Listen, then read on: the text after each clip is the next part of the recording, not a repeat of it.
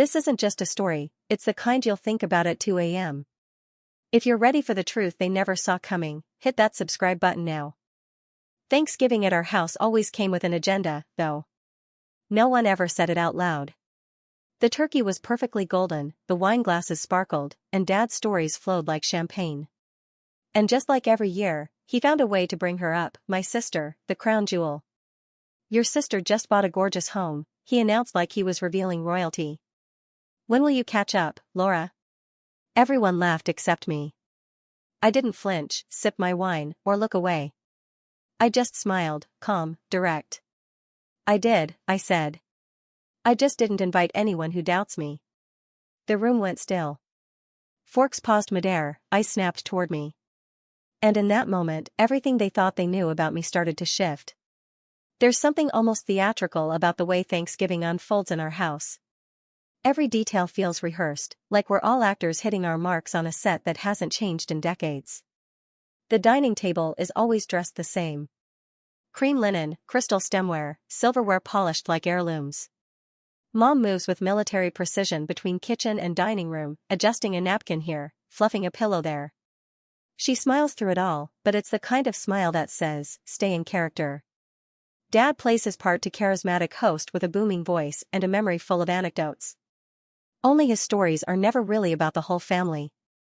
They orbit around one person. My sister Megan. She doesn't even try to downplay it anymore. She walks into the room like it's a red carpet. High heels, perfect blowout, designer coat. And why wouldn't she? Every time she enters, the spotlight finds her. And me? I'm Laura, the one who brings wine and carries the folding chairs in from the garage. The one who listens more than she speaks, who always gets asked, still working that same job. Or, did you ever finish that certification thing? They don't mean to be cruel. At least, I don't think so. But the questions aren't really questions. They're placeholders, a polite way to skip over the parts of me they don't understand or worse don't want to understand. It's always been like this. Megan gets the big moments, graduation speeches, engagement toasts, housewarming announcements. I get nods, smiles, sometimes an extra helping of pie as if that somehow makes things equal. I used to pretend it didn't bother me. I told myself I didn't care, that I was taking the high road, staying humble. But deep down, I felt it every year like background music I couldn't turn off. This year though, something had shifted. Not in them, in me. I hadn't come to prove anything. I hadn't come to show off. I came because I knew exactly who I was. And more importantly, I finally understood who they were. So, when Dad raised his glass and made that announcement, it didn't land the way he expected. And when he turned to me with his usual grin and asked when I'd catch up, well, that's when everything changed. Megan had always been the one who got it right. From kindergarten art shows to college applications, she collected praise like trophies.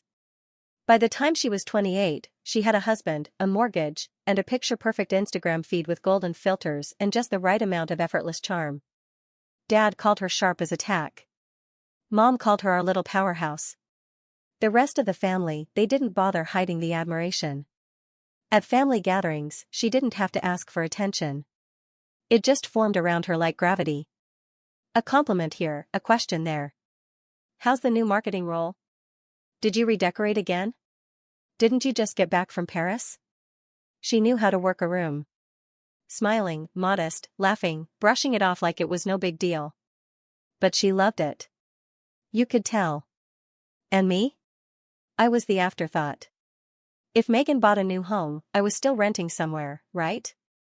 If Megan got promoted, I was figuring things out. If Megan had a bridal shower, I was the one folding napkins and ordering cupcakes. Dad didn't do it out of malice. I really believe that. But he carried this idea of success like a checklist stand. Megan ticked every box in permanent ink. Once at a barbecue, he patted her shoulder in front of everyone and said, "Now this is what building a future looks like." I had just gotten a new client contract that week. No one asked about it. Sometimes I wondered if I was invisible or if I just made it easier for them not to see me. I didn't want the spotlight, but I wanted recognition, the kind that doesn't come with applause, but with understanding. But I also knew Megan wasn't evil. She didn't ask for the pedestal. She just stood on it because no one ever questioned if she belonged there. And part of me, maybe a small tired part, started to believe I didn't until I stopped playing along. Because the truth was, I hadn't just caught up. I'd surpassed everything they assumed about me. I'd worked in silence, built something stable, something mine, and I'd done it without a single borrowed cent or Instagram-worthy caption. They didn't know that yet, but they would soon. It didn't happen overnight. The change, there was no grand revelation, no life-altering moment. Just a slow, steady awakening, a quiet series of choices that added up until one day I looked around and realized I was no longer waiting for anyone's permission to matter. It started the year I skipped Thanksgiving. I told them I had a work deadline, that I couldn't fly home, but really, I just didn't have the energy to sit at that table again and pretend I was fine with being second tier. I spent that evening alone in my apartment, eating Thai takeout in leggings, watching strangers on TV have heartwarming reunions. It should have been depressing. It wasn't. It was peaceful. That silence, the absence of expectations, gave me room to breathe. And in that stillness, I started doing things for me, not for their approval, not for comparison. I took the freelance work no one believed in and turned it into a steady income. I launched a consulting business and landed my first retainer client. After 3 months, I moved out of the tiny walk-up and bought a house quietly, methodically, without telling a soul. I didn't post about it, throw a party, or share housewarming photos. No curated tours. It wasn't secrecy. It was sacred. It was mine. And every time I crossed another milestone, I imagined what Dad might say if he knew. Would he be proud? Would he act like he expected it all along? But then I'd remember. He never asked. No one asked about it, and not once did he call to check in on my progress. It used to sting. Now, it just told me everything I needed to know. I wasn't on their radar because I didn't fit their formula. My life didn't look like Megan's. So, to them, it didn't count. They only saw loud wind chimes, houses, vacations. But I'd built something stronger, a life that didn't need applause to feel real. And when the invite came for this year's Thanksgiving, I almost declined again. But something in me said, no, go. Not to prove anything, not to compete. Just to finally stop shrinking in a room I never should have felt small in to begin with. So, I went. I put on a burgundy sweater, brought a bottle of Pinot Noir, and walked into that house like I belonged. Because this time I wasn't there to blend in. I was there to be seen. Dinner was already in full swing by the time I arrived. The table looked exactly as I remembered. Candlelight dancing across polished silver, gravy boats steaming, laughter floating between wine refills, and polite stories. The roles were all in place. Dad at the head, carving the turkey like a general. Mom flitting between dishes, refilling things that didn't need refilling. Megan glowing effortlessly in the seat beside her husband Joshua, who laughed just a little too hard at Dad's jokes. I took the empty seat at the far end across from my cousin Bethany. She gave me a warm smile and whispered, "You look amazing." I mouthed, "Thank you," and folded my napkin onto my lap, already bracing for what I knew was coming. It happened right after the pie was served. Pecan, Dad's favorite. He dabbed the corner of his mouth with a napkin, leaned back, and right on cue raised his voice just enough to gather the room's attention. "Well, your sister has some big news," he announced proudly, looking toward Megan with a grin that bordered on smug. "She just closed on a gorgeous new home. 4 bedrooms, a wraparound porch, granite, everything." "Oh, wow," Aunt Diane gushed. "That's amazing," Megan chimed in, Joshua's mom. "She's just always ahead of the curve," Dad added. Then his voice light, but pointed, turned toward me. "Laura, when are you going to catch up?" "Huh?" There it was. I felt every eye turn toward me, some amused, some expectant. Even Megan tilted her head like she was waiting to see if I'd give one of my classic vague answers. For a second, I just looked at Dad, not with anger, but with something quieter, something that made him shift in his chair before I even opened my mouth. I smiled, not bitter, not forced. Just settled. "I did," I said evenly, my voice cutting clean through the hum of the room. Dad blinked. "You did?" I reached for my water glass, took a sip, then looked around slowly. I just didn't invite anyone who doubts me. That was the moment. It didn't explode. It landed. A silence fell across the table, not loud, but sharp. Megan's fork hovered midair. Joshua's brow furrowed slightly. Aunt Diane looked confused, like she missed a punchline. But I didn't explain. I didn't rush to fill the space. For once, I let them sit in it. Let them feel what it was like to not already know my story. It's strange how powerful one sentence can be, not because it's loud, but because it breaks something open. I did. I just didn't invite anyone who doubts me. I hadn't meant for it to land like a grenade, but the silence that followed told me it had. Dad's eyes narrowed ever so slightly. Megan lowered her fork slowly. Her lips parted just enough to show surprise. Even Mom, who usually stayed out of these exchanges, paused mid-pour of sparkling cider. I didn't flinch. I didn't smile to soften it. I just sat still, letting the moment stretch, letting it breathe. Dad gave a short laugh, one of those tight, dismissive ones he uses when someone steps out of line. Well, he said, waving a hand like he was brushing away a fly. That's cryptic. It's not, I said calmly. You asked a question. I answered it. He glanced around the table like someone trying to reclaim control of a room that had quietly slipped away. So, what? You bought a house? His tone made the word house sound exaggerated, like it was an inside joke I wasn't in on. I have, I replied, taking a sip of wine. About a year ago, actually. Mom blinked. A year, she echoed. Why didn't you say anything? I guess, I said, meeting her gaze. It never came up. The words landed like a quiet verdict. Not cruel, just true. I could see Megan processing it now, mentally scanning for clues she'd missed. I hadn't posted it online. I hadn't invited anyone. There were no welcome mats, no just closed selfies. Because it wasn't for them. And that, I think, was the part that unsettled them the most. Joshua cleared his throat. Where is it? He asked, trying to sound casual. About 20 minutes from here, I said, turning to butter a roll like it was any other Tuesday. Dad chuckled again, this time more forced.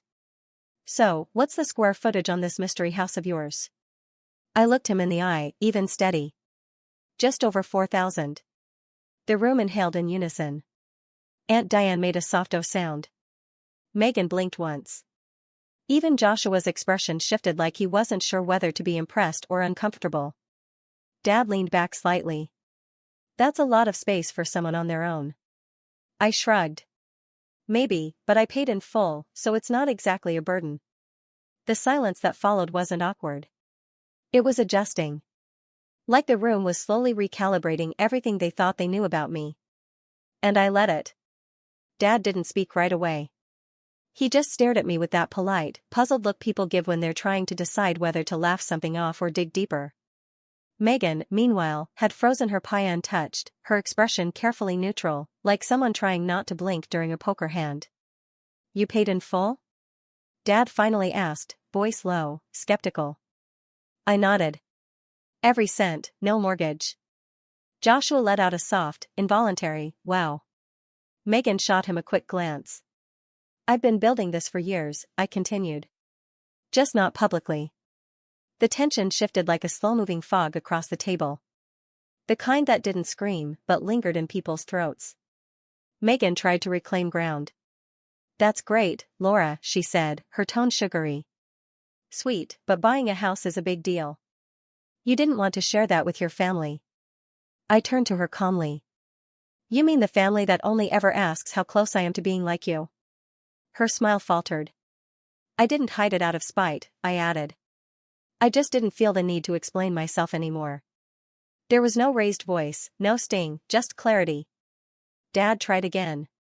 So, what kind of work are you doing now? I thought you were freelancing. I was. Now, I run my own consultancy. I have 6 clients under retainer. Mom finally broke her silence. 6? She asked, not disbelief, something more fragile, like realization. I nodded. I've been financially independent for a while now. Dad shifted in his chair.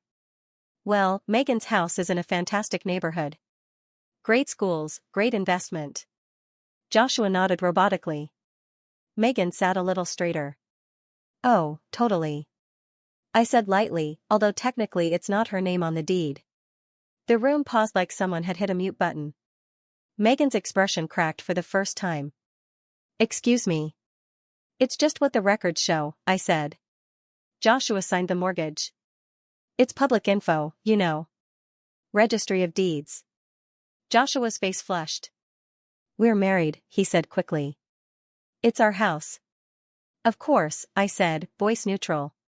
But we both know how banks work. Megan's jaw tensed. Why would you even look that up? I didn't, I said. Someone sent it to me months ago. Said it was funny how I was always the one being compared when I was the only one not owing a bank anything. Dad held up a hand. Okay, this is getting out of hand. No, I said, still calm, still centered. It's not. It's finally honest. And that was when I saw it. The flicker of something behind Dad's eyes. Not anger, not disappointment, doubt. For the first time, he wasn't sure who the golden child at the table really was. Megan crossed her arms, her voice tight. I never asked to be compared. I nodded. Neither did I, but it happened anyway. Every holiday, every birthday, every backhanded compliment. The room was so quiet I could hear the faint hum of the fridge in the kitchen. I wasn't attacking, I was just done pretending. I built something real, I said. I just didn't need an audience to clap for me along the way. No one moved. Not yet. But something in the air had cracked open. And for the first time I wasn't the one being explained away. Dad looked like he wanted to say anything to regain control, but the words wouldn't come. Megan, on the other hand, had gone rigid, her hands clenched under the table. Her voice, when it came, was low and tight. You know, she said, for someone who didn't want attention, you sure timed this pretty perfectly. I tilted my head. I didn't time anything, you asked when I'd catch up. I simply answered. Joshua shifted uncomfortably beside her. Let's not make this a competition. It's always been a competition, I said gently. Just one I wasn't told I was in. That hit hard. Even Mom's eyes flicked toward Megan with something uncertain behind them. She opened her mouth, then closed it again. I continued, my voice steady. I worked 12-hour days for nearly 3 years. I didn't go on vacations. I didn't go into debt. I built my business client by client, staying up until 2 o'clock in the morning designing proposals and doing my own taxes. I looked around the table. No one asked. Not once. Aunt Diane blinked. You skipped 2 Thanksgivings in a row, didn't you? I nodded. And no one called. No one checked in. You just assumed I was drifting. That I was still the one behind. Megan scoffed quietly. So what? You wanted applause, a parade for doing your job? No, I said. I wanted a family that didn't measure my worth by how closely I mirrored your life. Her face flushed, lips pressed into a thin line. I never claimed to be better, I added. But you all made it very clear I was somehow less, and I believed it until I realized your standards had nothing to do with me. You praised milestones you could measure, square footage, curated lives on social media, but not resilience, not risk, not growth in silence. Dad finally spoke, his voice low, unsure. Why didn't you just tell us? I looked at him. Because it wouldn't have mattered. You already decided who I was a long time ago. You put me in a box labeled still trying and never looked inside. He inhaled sharply. That's not fair. It's not about fairness, I said. It's about pattern. Then I turned to Megan. You're not the villain, you know, but you've never once used your voice to shift the spotlight. You stood there and soaked in all the praise without asking why it was always so one-sided. Megan stared at me, something flickering in her eyes. Guilt, defensiveness, maybe both. I didn't know, she said quietly. You didn't ask, I replied. And you never wondered why I stopped showing up. Mom's eyes were glossy now. Her voice wavered. Laura, I didn't realize. I know, I said gently. That's the problem. And there it was. The silence that followed wasn't angry. It was the weight of years collapsing. Something had shifted. Something irreversible. I wasn't the one on trial anymore. the room didn't go back to normal. There was no awkward joke to cut the tension. No quick subject change, just silence, thick and honest, like the kind that follows a storm you didn't see coming. Megan looked down at her plate, her expression unreadable. Joshua sat rigid beside her like he was afraid any movement might trigger something. Mom dabbed at her eyes, her lips pressed together like she was trying to keep herself from unraveling completely. And Dad, he looked older than I remembered. Not weak, just unsure, like the foundation he'd stood on for years had shifted beneath his feet, and he wasn't quite sure where to step next. I reached for my napkin and folded it neatly, carefully. There was no anger in my movements, no need to prove anything anymore. That moment had passed. I wasn't here to win. I never had been. I think I'll head out, I said quietly, standing up. Laura, Mom started, but didn't finish. I looked at her, not cold, not hurt, just done pretending. You always asked me to come back, but never asked how I was doing, I said gently. You wanted updates you could brag about, not the truth of who I was becoming. Her mouth parted, then closed again. I turned to Megan next. We don't have to be close, but it would have meant something if just once you had pulled me aside and asked me how I was really doing. No filters, no audience. Megan didn't speak, but her eyes shimmered with something I hadn't seen before. Recognition. And Dad, I saved him for last. You wanted me to catch up, I said. But I was never behind. You just never looked. His shoulders sagged slightly. You're right, he said almost inaudibly. I didn't need more than that. I walked toward the door slowly, slipping on my coat as I went. No one followed.